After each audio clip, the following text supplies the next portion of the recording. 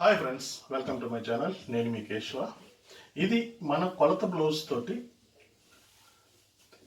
తోటి చెస్ట్ ఎంత, middle chest ఎంత, షోల్డర్ ఎంత, చంక రౌండ్ ఎంత, ఇవేవి మనం తీసుకోకుండా వాటి గురించి ఆలోచించకుండా ఈజీగా కొలత జాకెట్ బాగుంది అంటే దాన్ని యాజ్ ఇట్ ఈజ్గా కట్ చేసుకునే బ్లౌజ్ కటింగ్ విధానం.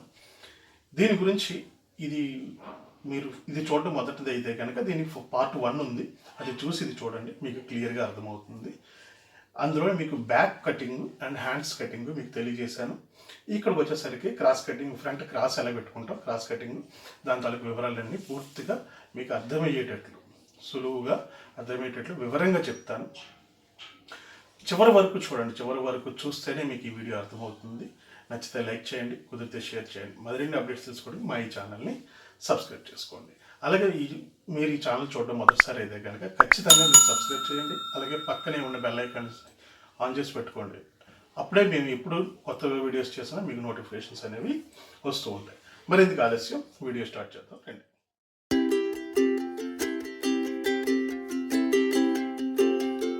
బ్యాక్ కట్ చేసి పెట్టేసుకున్నాం. ఇప్పుడు ఈ బ్యాక్ని తీసుకొచ్చి ఫ్రంట్ మీద పరుచుకోండి.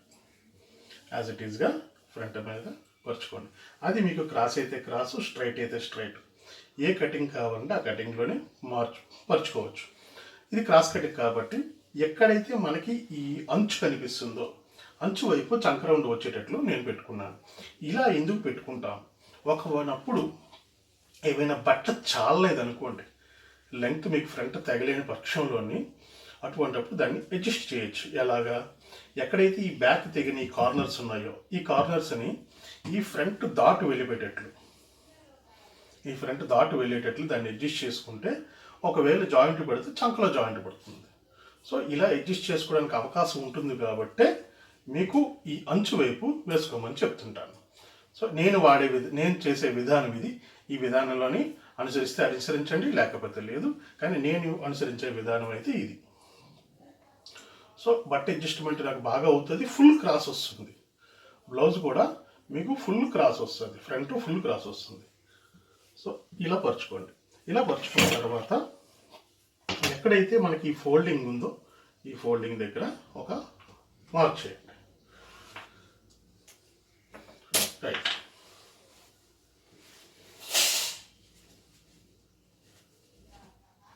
బ్లౌజ్ని ఇలాగా హుక్సుల వైపు ఫ్రంట్ని తిరగేయండి. తిరగేస్తే మీకు బ్లౌజ్ కరెక్ట్గా ఈ ఫ్రంట్ బ్యాక్ మీద కూర్చుంటుంది అనమాట.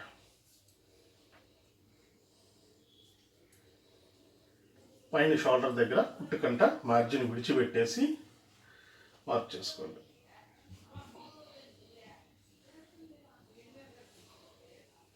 యాజ్ ఇట్ ఈస్గా ఈ రౌండ్ ఎంత ఉందో ఆ రౌండ్ని అలా మార్క్ చేసేసేయండి.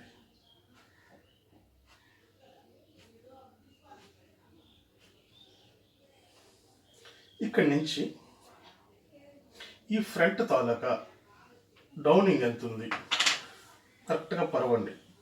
ఎందుకంటే ఒకవేళ నెక్ పైకి వెళ్ళిపోకూడదు, కిందికి వెళ్ళిపోకూడదు, జాగ్రత్తగా చూసుకొని పరుచుకోండి.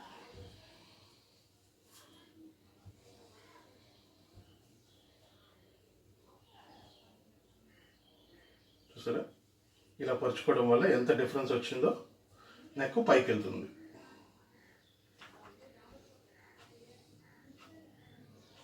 నెక్ పైకి వెళ్ళిపోతే కిందకి తెచ్చుకోవచ్చు, కానీ కిందికి అయిపోతే పైకి చేయాలి. అదొకటి గుర్తుపెట్టుకోండి. ఇప్పుడు ఈ పట్టీ ఎంతైతే ఉందో ఈ పట్టీకి మార్జిన్ కోసం ఒక 1/2 ఇంచ్ ఎక్స్ట్రా పెట్టండి. అలాగే ఈ సెంటర్లో డాట్ కావాలి కదా మనకి, ఆ డాట్ కోసం మరొక 1 ఇంచ్ ఎక్స్ట్రా పెట్టుకోండి. ఇది నెక్ డౌను, ఇది ఫ్రంట్ తాలూకది, ఇది డాట్ కోసం, సెంటర్లో డాట్ కోసం. ఇక్కడ మీకు బాగా చెప్తున్నాను నేను, ఈ బ్లౌజ్ ఎలా ఉంటే దాన్నే అనుసరిస్తున్నాం మనం. దీంట్లో మనం ఏ రకమైన మార్పులు చేయటం లేదు. కొలత జాకెట్ బాగుంది, దాన్ని యాజ్ ఇట్ ఈజ్గా కుట్టేయండి అన్న వాళ్ళకి మనం ఈ రకమైన కటింగ్ చేయాలి. లేదు మనకి అడ్జస్ట్మెంట్ చేసుకోవచ్చు అనుకుంటే కనుక దాని తాలూకు కటింగ్ వేరే ఉంటుంది. అది ఇదివరకు వీడియోస్ కూడా నేను చెప్పాను, మళ్ళీ కొత్త వీడియోస్లో కూడా మీకు తెలియజేసే ప్రయత్నం అయితే చేస్తాను. సో పైన మనం షోల్డర్ తాలూకు మార్జిన్ విడిచిపెట్టేసి ఈ డాట్ లెంగ్త్ ఎంతైతే ఉందో ఆ డాట్ లెంగ్త్ని మార్క్ చేయండి. మార్క్ చేసిన తర్వాత అలాగే ఈ డాట్ ఎంతైతే ఉందో ఆ డాట్ని మార్క్ చేసుకోండి.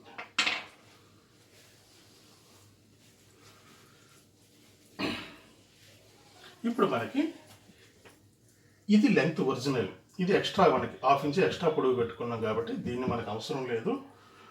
ఇది మనకి ఒరిజినల్ లెంగ్త్, ఇది ఎక్స్ట్రా మనం 1/2 ఇంచ్ లెంగ్త్ పెట్టాము. సో అది ఎలా అనేది మీకు పార్ట్ 1లో నేను చెప్పాను.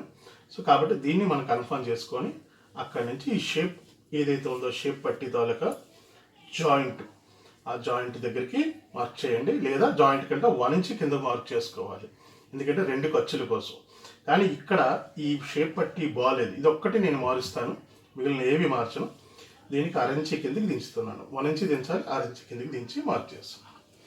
ఇప్పుడు చూడండి, ఈ ఫ్రంట్ లెంగ్త్ కన్నా షేప్ పట్టియే కిందికి వెళ్ళిపోయింది. అందుకే వాళ్ళకి బ్లౌజ్ పొడుగు చాలలేదు అనే ఉద్దేశం మీద బ్లౌజ్ని బ్యాక్ని పెంచుకుంటూ పోతున్నారు. యాక్చువల్గా వాళ్ళకి చాలంది బ్యాక్ కాదు, ఫ్రంట్ పొడుగు చాలలేదు. కానీ ఇప్పుడు మనం ఈ కస్టమర్కి మనం ఇలా చెప్పాము అనుకోండి, మన మాట ఏకీభవించరు. కాబట్టి యాజ్ ఇట్ ఈజ్గా ఇది ఎలా ఉందో అలా కుట్టేసి మనం దీన్ని మట్టుకు మార్పులు చేసుకుంటే సరిపోతుంది. సో ఈ మార్పుల్ని మనం కిందికి డ్రా చేసుకోండి.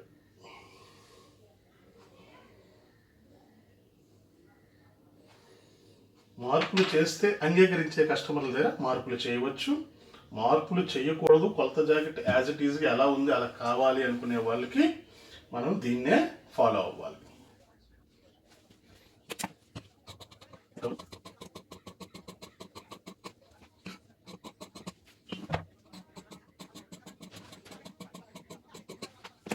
ఇది సైడ్ మనకి కుట్టు ఇక్కడ వరకు ఉందని అంచనా కోసం అక్కడ చిన్న మార్క్ పెట్టండి.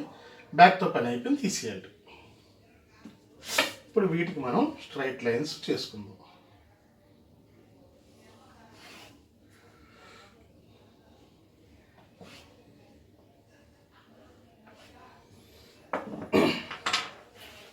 యాక్చువల్గా మనకి ఇక్కడ వరకు వచ్చింది, దీన్ని ఒక్కదాన్ని నేను మార్క్ చేస్తానని చెప్పాను.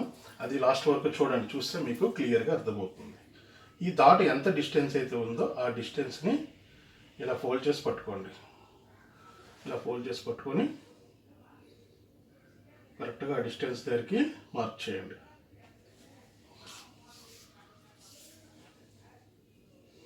నాలుగుంపావు, అదే 4.25ని కిందకి వేసుకోండి. సో డాట్ ఇంచుంపావు అంతకన్నా పెద్దది లేదు కొలత జాకెట్కి. కొలత జాకెట్ చెప్పాను కదా మీకు, కొలత జాకెట్ని మనం ఫాలో అవుతున్నాం, దానికి ఎంత ఉంటే అంత తీసుకుంటే ఇంచుంపావు సరిపోతుంది.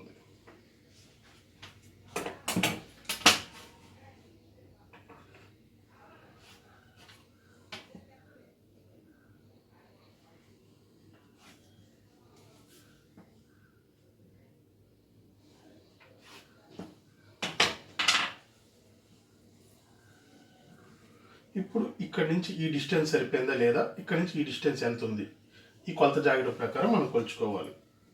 కరెక్ట్గా డాట్ చివర ఇదిగోండి డిస్టెన్స్, ఇది సరిపోయింది. అలాగే సైడ్ ఇక్కడ నుంచి ఈ డిస్టెన్స్ మార్క్ చేసుకున్నాం.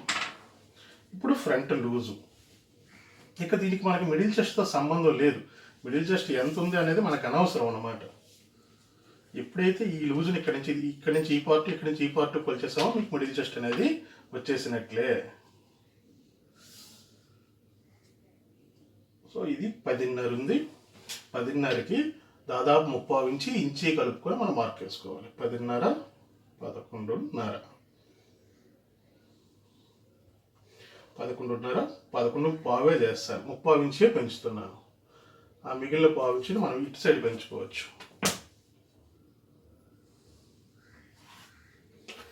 సో జనరల్గా మనం నెక్ నేను ఎప్పుడు తీయమంటే ఇలా లోపలికి ఒక 25 లోపలికి తీయమని చెప్తాను. కానీ ఈ సైజు వాటికి నెక్కను అక్కడ అలా వదిలేసి కిందకి వచ్చేసరికి కొద్దిగా షేప్ చేసుకుందాం. ఇక్కడ తగ్గించవలసిన దాన్ని ఇక్కడ పెంచాం, అప్పుడు ఆటోమేటిక్గా నెక్ రౌండ్ లాగే ఉంటుంది, మనకి కిందన కావాల్సిన ఫ్రీ సైజ్ అనేది వచ్చేస్తుంది. ఇది సెంటర్ డాటు, ఇది సైడ్ చంకల డాటు.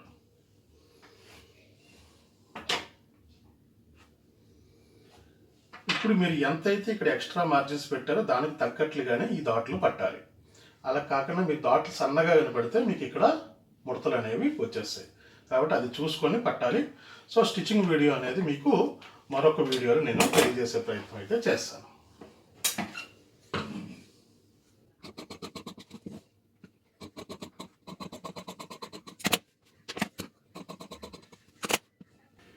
ఇక్కడ మనకి చంకలోని ముడతలు రాకుండా ఒక 1/2 ఇంచ్ దగ్గరికి దీన్ని తీసేస్తాం.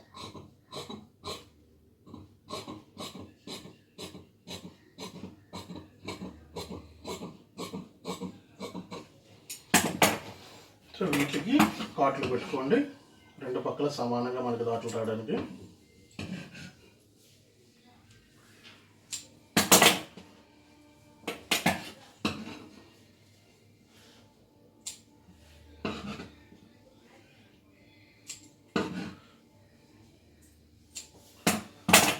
ఈ మార్కుల్ని మనం కిందకి మార్క్ ఎత్తుకోవాలి.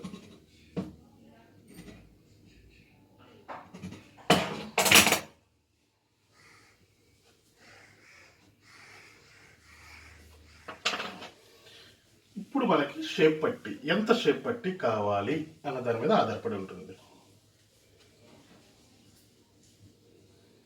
ఈ సైడ్ లెంగ్త్ని కొలవద్దు, ఇంకేది కొలవద్దు. ఈ లెంగ్త్లో మనం కొలుచుకోకర్లేదు. జనరల్గా మన బాడీ మెజర్మెంట్స్ తీస్తే ఈ లెంగ్త్లు కూడా నేను కొలవమని చెప్తాను, కానీ ఇక్కడ దానికి అంత నెసెసరీ లేదు. ఎందుకంటే షేప్ పట్టి వాళ్ళకి చిన్నది చూపించాలి, ఈ బ్లౌజ్కి ఎంత ఉందో అంతే చూపించాలి. ఈ లెంగ్త్ని మనం సెట్ చేయాలి, అది మనకు తెలియకుండా చేయాలి. కాబట్టి అదొక్కటే మనం చేసుకుంటే సరిపోతుంది. ఇది మనకి రెడీ వచ్చేసరికి 3 అంటే 3.5 రెడీ వస్తుంది, ఖర్చులతో కలిపి 3.5 రెడీ వస్తుంది. ఈ 3.5 మనకి ఇక్కడ ఈ స్టాండ్ రావాలి, అదొక్కటి గుర్తుపెట్టుకుందాం. దీని పక్కన పెట్టేద్దాం.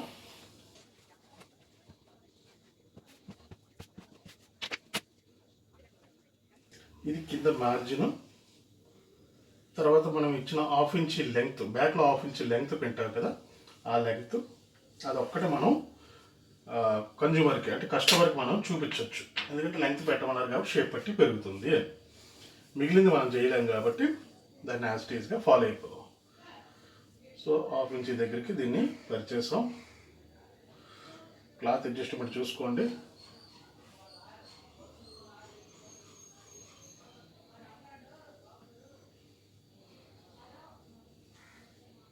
ఓకే, సెంటర్లో ఎక్కడ దిగుతుంది, ఇది ఎంత ఉంది అంత మార్క్ వేసుకోండి. ఇక్కడ ఏదైతే ఉందో దానికి ఒక 1/2 ఇంచ్ పైకి, కుట్టుకి ఒక 1/2 ఇంచ్ పైకి, అలాగే సెంటర్ కూడా ఈ కుట్టుకి ఒక 1/2 ఇంచ్ పైకి, అలాగే సైడ్ కూడా అదే పద్ధతి, సైడ్ కూడా అదే పద్ధతి 1/2 ఇంచ్ పైకి. అసలు ఒరిజినల్గా అయితే షేప్ ఇలా తీసేసుకోవచ్చు మనం, కానీ దీనికి మనకి అడ్జస్ట్మెంట్లు ఉన్నాయి కాబట్టి ఆ అడ్జస్ట్మెంట్ల ప్రకారం మనకి ఇది ఎంత రావాలి, 3.5 రావాలి, అంతే కదా. ఇది 3.5 రావాలి. సో 3.5కి ఇంకో 25 కలపండి, పర్వాలేదు, పావు తక్కువ 4.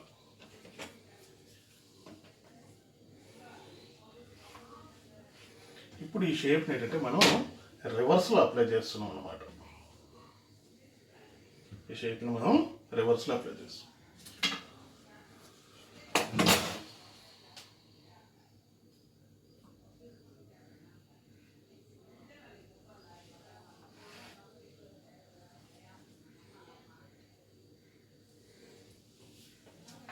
ఇలా రివర్స్లో అప్లై చేస్తాం.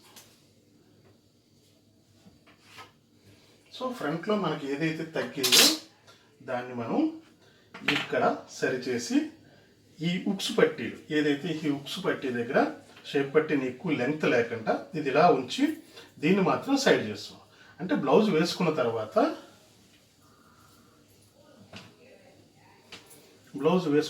చూడండి ఇది ఇలా పైకి లేస్తుంది. సేమ్ ఇదే విధానాన్ని మనం కంటిన్యూ చేస్తున్నాము. యాక్చువల్గా అయితే మనకి షేప్ పట్టీ అనేది ఇక్కడ వరకు పెరగాలి.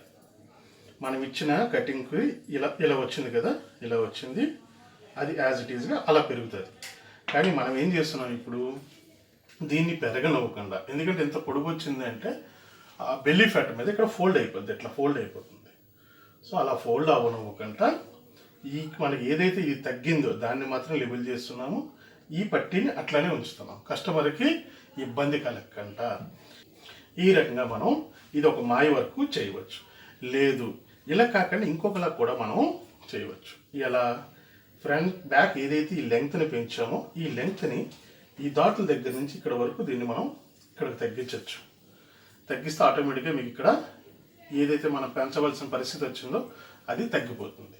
సో పొడుగు పెట్టేటప్పుడు ఈ రెండు మెథడ్స్లోని ఏదో ఒక మెథడ్ని మీరు యూజ్ చేసి పొడుగుని కొంచెం కన్జ్యూస్ చేసుకోవచ్చు. ఓకేనా? నేను ఇప్పుడైతే ఈ మెథడ్నే నేను ఫాలో అవుతున్నాను.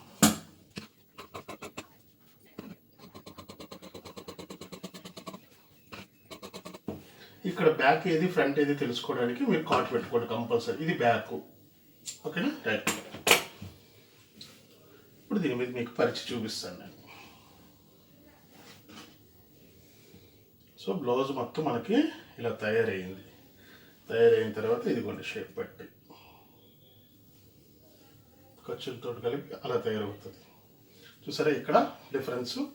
కొలత బ్లౌజ్కి ఎలా అయితే ఇక్కడ డిఫరెన్స్ వచ్చిందో అదే డిఫరెన్స్ని మనం మెయింటైన్ చేస్తూ ఈ లెంగ్త్ను పెరగనివ్వలేదు. ఏదైతే 1/2 ఇంచ్ లెంగ్త్ పెరిగిందో కేవలం ఆ లెంగ్త్ను మాత్రమే పెరగనిచ్చాం. సో ఎందుకంటే బ్యాక్ పెరిగింది కాబట్టి ఫ్రంట్ కూడా పెరిగింది అని మనం చెప్పగలం. ఇంకా అంతకన్నా పొడుగు ఎక్కువ వచ్చేసింది అనుకోండి, ఎందుకు పొడుగు వచ్చేసింది, చెడగొట్టేశారు మీరు అని ఒక మాట వస్తుంది. అది లేకుండా మనం ఈ లెంగ్త్లు అడ్జస్ట్ చేసాము, ఫ్రంట్ని అడ్జస్ట్ చేసాము, ఫ్రంట్ పెరగనివ్వకుండా మనం ఈ విధంగా కటింగ్ చేసుకోవాలి. ఓకేనా? మీ అందరికి అర్థమైంది అనుకుంటున్నాను. సో ఇప్పుడు మనం దీనికి ఒరిజినల్ తీయాలి. ఒరిజినల్ తీసేస్తాను. సో ఒరిజినల్ తీసేటప్పుడు దీనికి వన్ సైడ్ డిజైన్లు గట్ట ఏమైనా ఉంటే చూసుకోండి. దీనికి వన్ సైడ్ డిజైన్ ఉంది, ఒక పక్క నుంచే వెళ్ళాలి. ఫస్ట్ హ్యాండ్స్ తీస్తాను. హ్యాండ్స్ తర్వాత బ్యాక్ అట్లా తీసుకుందాం.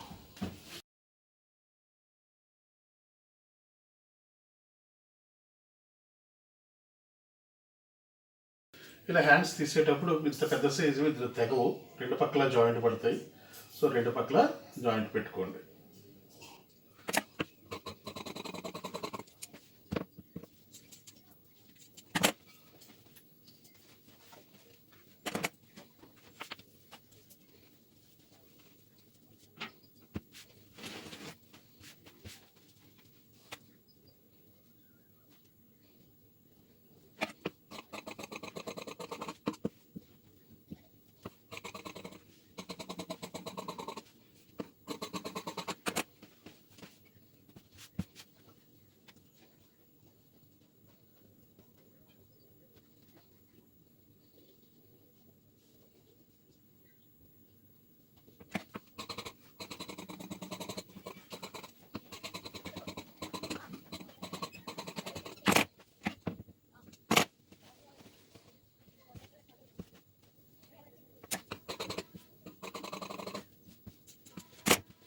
సో ఓవరాల్గా బ్లౌజ్ కటింగ్ అనేది ఇది.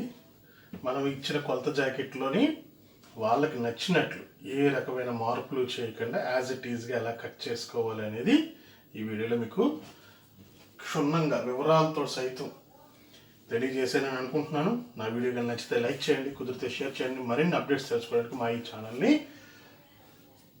సబ్స్క్రైబ్ చేసుకోండి. Thanks for the watching. మీ కేశవ. మరొక వీడియోలో దీని స్టిచ్చింగ్తో సంబంధించిన వీడియోతో మళ్ళీ మీ ముందుకు వస్తాను. అంతవరకు సెలవు. నమస్కారం.